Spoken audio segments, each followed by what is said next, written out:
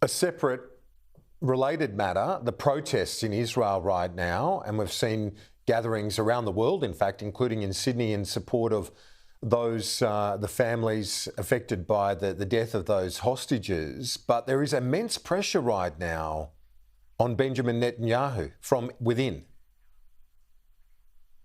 That's right. So the execution of those 6 innocent hostages was a terrible thing. They were all shot in the head, including an American citizen, when the Israeli soldiers were about to liberate them.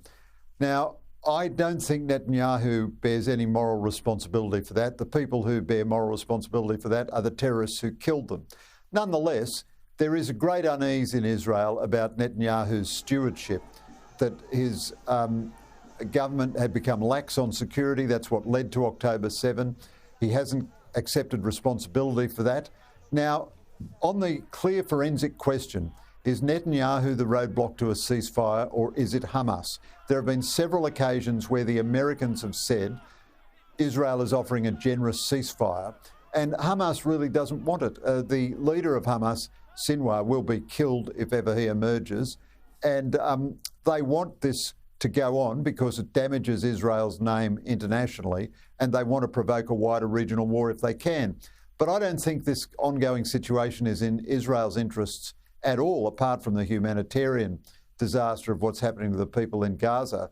And I think there is a feeling in Israel that Netanyahu could bring this combat phase to a close, and that would increase the chances of the hostages' survival. On the other hand, Netanyahu might do all that, and Hamas might still execute all the hostages.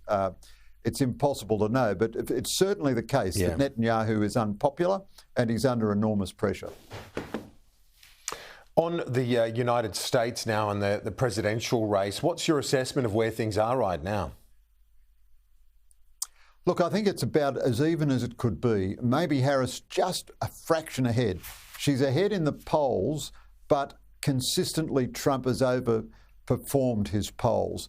She's ahead by a much smaller margin than Biden was at the same stage or Hillary Clinton was at the same stage. Trump certainly was discombobulated by her candidacy, but he seems to be returning more now to the issues, and Vance is becoming an effective campaigner. I thought Kamala Harris's interview with CNN was truly bizarre. I mean, she's not suffering cognitive decline like Joe Biden, but no one has used more words to say nothing. And the sort of word salads, the word confetti out of her interview has become a meme. It's become viral. Every centre-right talk show in America and indeed around the world is mocking her performance because of her ability to just go on uttering banality after banality without saying anything. Now that's bizarre for a politician in the prime of their lives. Think of the way Bill Clinton or Barack Obama or even George W. Bush handled televised interviews. Now, I don't think that is going to kill her or anything, but she's going to be very reluctant to repeat this experience, and you couldn't have got a more softball interview than CNN gave her. So the debate is lining up as absolutely critical. Trump has to control himself. Her strategy, I guess, will be to provoke Trump, to get the ugly, hectoring, bullying Trump into full view.